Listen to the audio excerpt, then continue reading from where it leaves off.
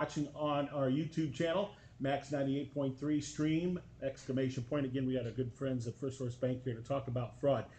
Mindy, it comes in all different ways, doesn't it? It certainly does. There's no one scam, and it's so frequent, and there's so many different ways to gather information that unfortunately lets a person become a victim.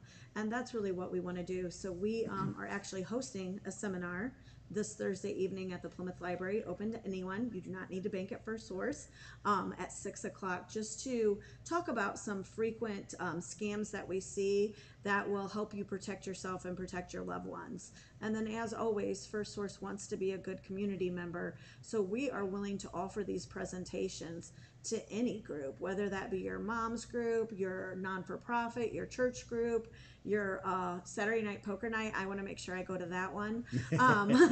But we want to spread the word about fraud, because unfortunately, as Kip can attest, I would say a good portion of your day is spent on just trying to mitigate losses for people. every day. And so, talk about that and get a Yeah, little closer to the mic, Kip, so we absolutely. can get you a good sound. Yeah, How does that work? yeah. There's no one way that it does work. They come at you at all different angles. They have become very sophisticated in their methods. Um, of course, with technology being as prevalent as it is, they use that to their advantage. Um, they're all over the place. There's no one place that you can avoid to avoid a scam. It's so sneaky. Even like the Facebook, like when you get the questions, how well do you know me? And you start writing down, your first pet, your favorite color. All of those are probably security questions at one point, or really think about it, maybe part of your passwords. So they're doing nothing but collect information. And here you thought you were doing something Yeah, as just for fun. innocent as Yeah. you could. They also prey on your emotions. You've seen that a lot, Oh, Kip. absolutely. A big one is, and unfortunately, they do target the elderly. And they have done their homework. They may have their names of the grandchildren. Who would know that besides your banker? Yeah. They're sneaky. They're sneaky, and they do know how to play your emotions. They will make you panic. They will make you fear for your life, fear for the life of your loved ones. They have no shame, and they will do whatever it takes to get your money. Is there certain things you can do to Absolutely. understand how not to become one of those victims? Certainly. Take a breath, pause. Know your banker. It's really important to have a personal relationship with your banker. That's some of the unfortunate things if you're using an online bank or a bank that's not located here in town. When you have Kip's number, you have the number to Kip's desk. When you have my number, you have the number to my desk. So you can pick up the phone, call the number and say, hey, Mindy, is this right? Or hey, Kip, is this right? And we can help you walk through it. Don't do anything rushed. I think the most recent one that you were alluding to is the one where they called and said that her grandson was in a horrific accident, and they knew the name of the grandson, and they said that they needed $20,000 wired immediately to do the surgery to save his life. Of course, that Yeah. sends you into a panic. And so that's where we're here to say, okay, let's think about it. They have insurance. Have you ever been asked for money before a surgery was?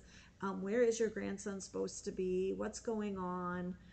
They do that. They also like you to think that you're in love.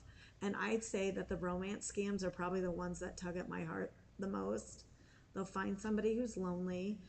They may take 4, 6, 8 months basically grooming this individual to believe everything that they say, and then they take their money. Yeah. So you're right. It does come in all shapes and sizes. But as an individual, I'm not afraid to use myself to a point. But What do you do? what can I do to make What sure I should we don't? Sure. share, Kip? Yeah. I mean, honestly, because sometimes are legit, sometimes, and most of the times, really not legit. No. But you know, for example, pay attention to your bank account. Oh, watch your account for Absolutely. Yeah, sure. and on your guys' part, say you do get victimized and they wipe out your bank account.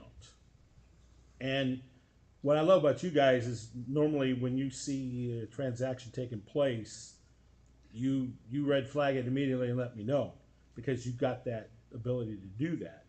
So what? How? So how there's different types of fraud. Like obviously, if we see a transaction on your debit card or somebody wrongfully uses your card that you didn't give them permission to do, we can protect you and we can help you. Okay. And that's part of the Consumer Protection Act. So we're able to help with that. Now, if you knowfully come in and say, I want to wire money to ABC, and you're adamant about it, and maybe they've fed you a story that you fed us, I can't help you. Or if you send someone cash, or if you give somebody information like that, I can't protect you. And that's where it gets really sad and heartbreaking because, I mean, they literally lied to you to make you become a victim. Yeah. A couple of things that you can do as an individual, especially with debit cards and credit cards, seems to be a huge percentage of the fraud that we see, especially the small market fraud, just your everyday mom and pop fraud instance. Careful what you're putting your card into. You know, you can scan it, you can chip it, and you can use the tap feature. Look to see, you know, if you go to an ATM, check what you're putting your card into. Look at the reader. Does it look off? Is it loose? Can you shake it? You should not be able to shake it. There could be a skimmer on the ATM. There could be a skimmer on your gas pump. Check each and everything before you put your card in there. Also, if you have the chance, use the tap feature, use the chip feature, avoid the swipe when you can. The chip and the tap will provide, well, it'll send just an arbitrary number to the vendor while the swipe actually uses your card information. Of course, that's a big time scam. That's them going into somebody's business and taking the information that way. So be careful with that. But phone calls, we see that a lot. We call them phishing phone calls. They may be calling just to get one piece of information, and that's one piece of the puzzle for them. They're going to call and they're going to pose as the IRS, as Social Security, somebody that they know that you use, somebody that you're supposed to be able to trust, and The they will use that against you. Mm-hmm. If in doubt, the bank calls, say, well, thank you for the call. I'm going to hang up with you, and I'm going to call my bank locally. I love it when people do that. We stop a lot of fraud that way, and I tell people when they call, thank you, hang up with those people, call me directly. And does Hopefully the other bank financial ask for that states- information? No, we don't, because we already have it. Yeah, We have no reason to ask you for your account number or your routing number.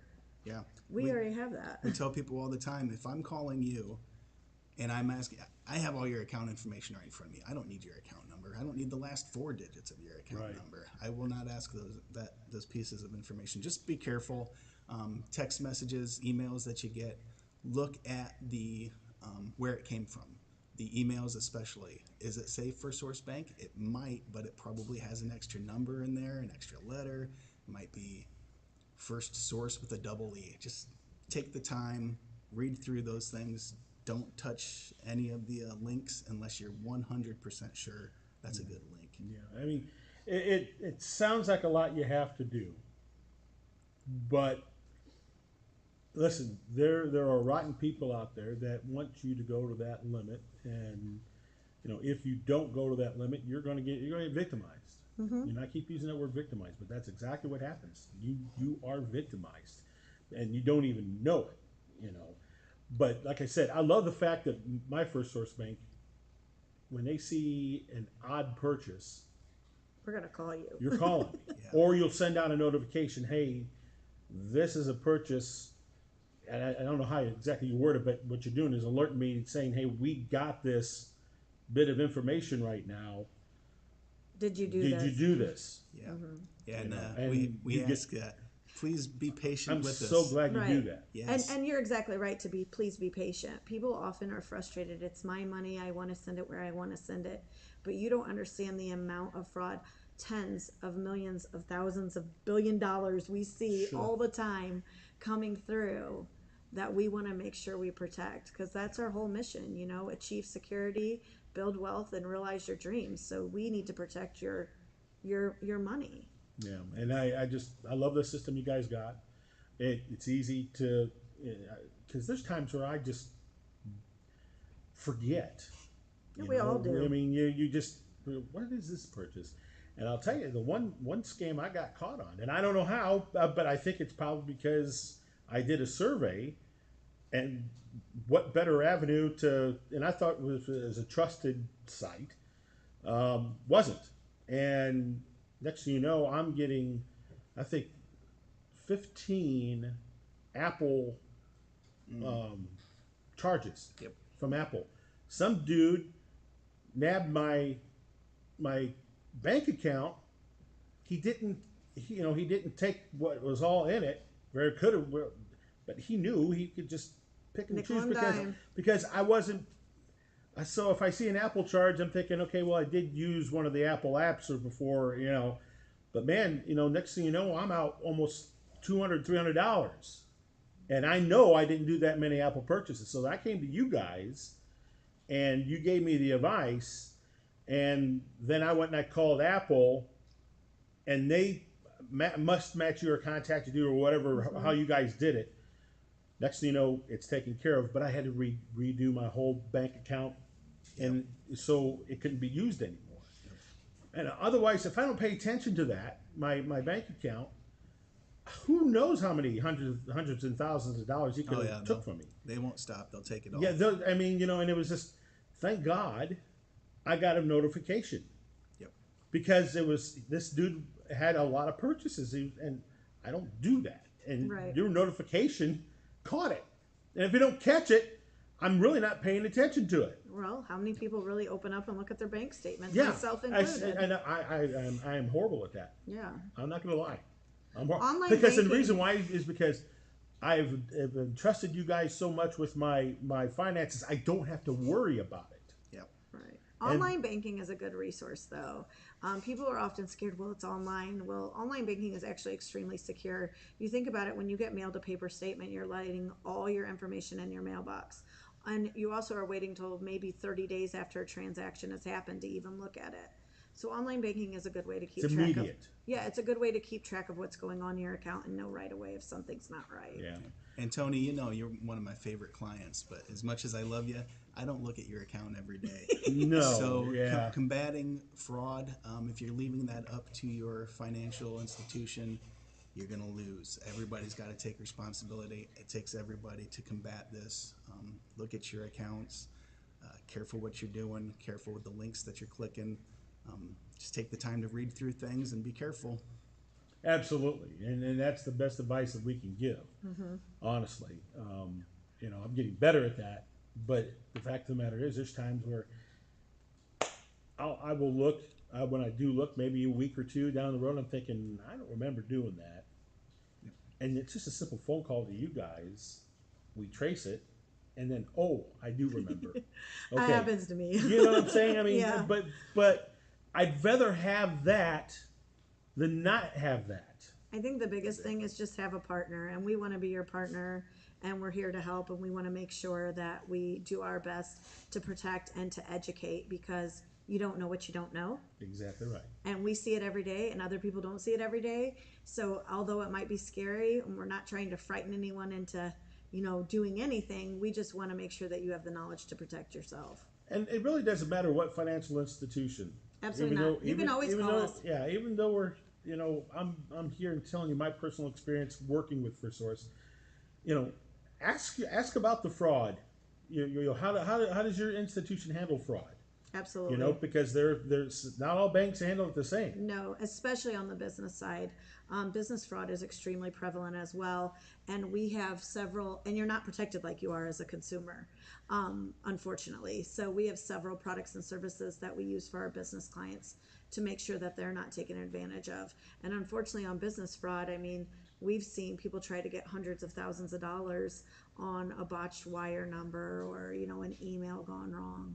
Yeah. So yeah. The fraudsters know the avenues to take.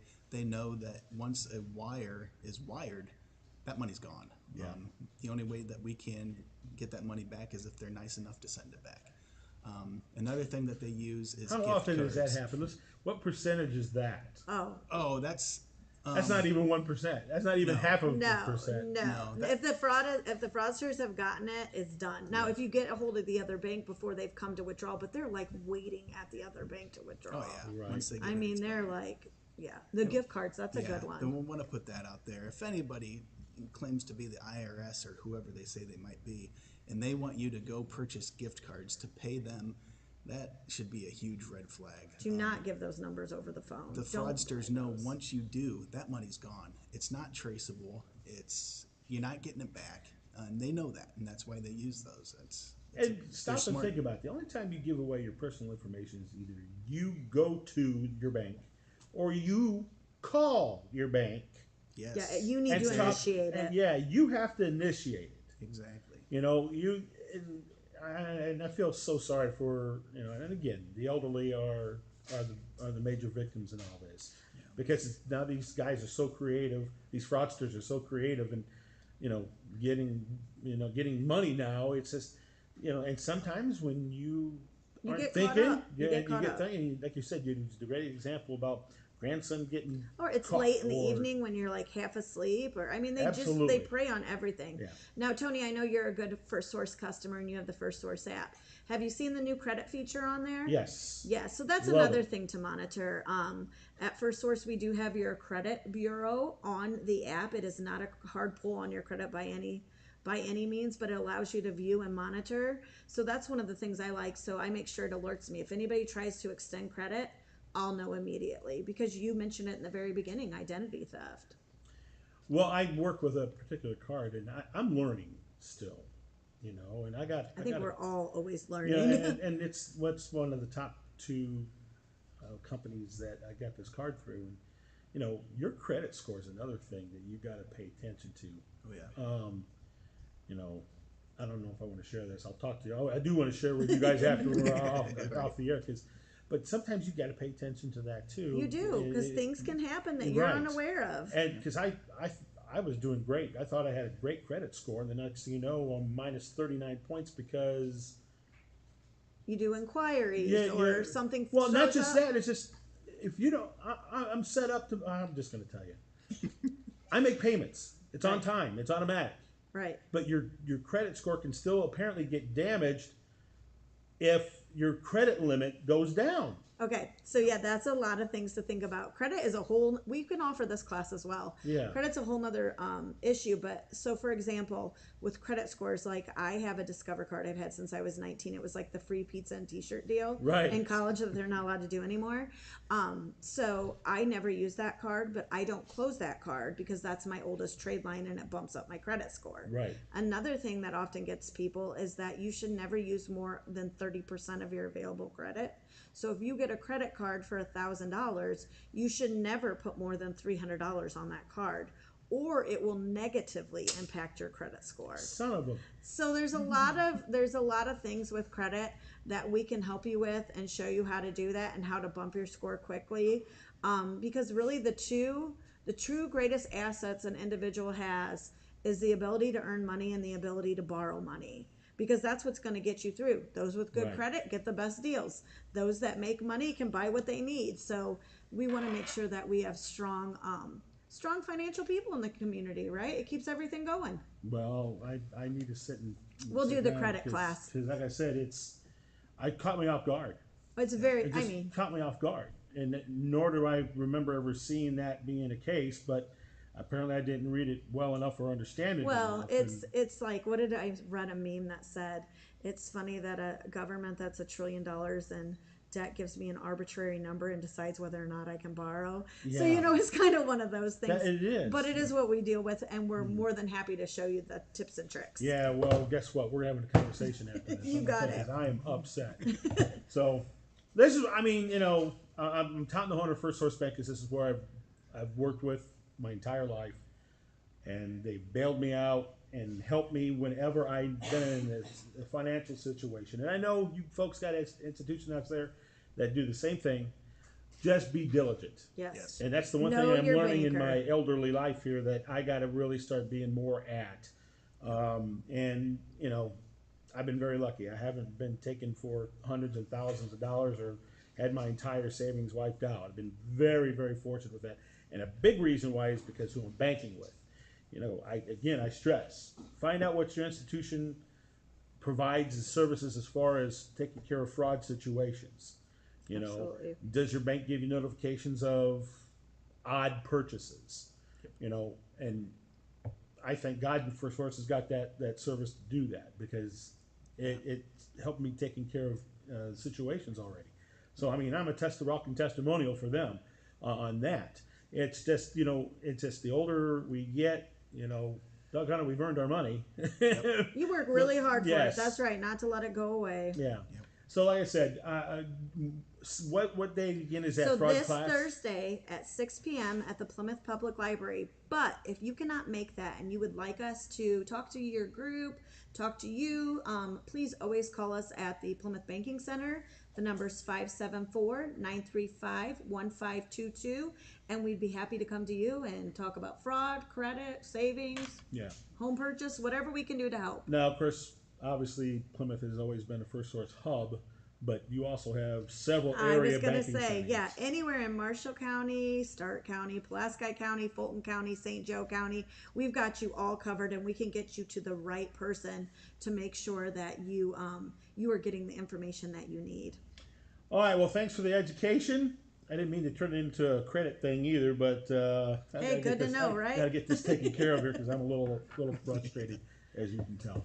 But thanks again to First Source Thank Bank. you. And Mindy and Kip, thank you. Keep up the great work. You and your staff over there, you guys are top notch. And we again appreciate all of the services you provide, especially, and again, all our other institutions as well.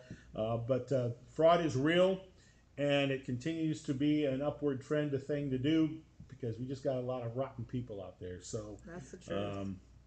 just talk to your financial institution the best, and I'm going to continue doing that with my financial institution known as First Source Bank. Folks, have yourself a wonderful day. Thank you for letting us be part of your Tuesday. It was a busy Tuesday. Thanks again to Don Ecker, Plymouth City Councilman, joining us. And you can catch, if you just joined the show here a little bit ago, we'll have it, which again is at Max 98.3 Stream !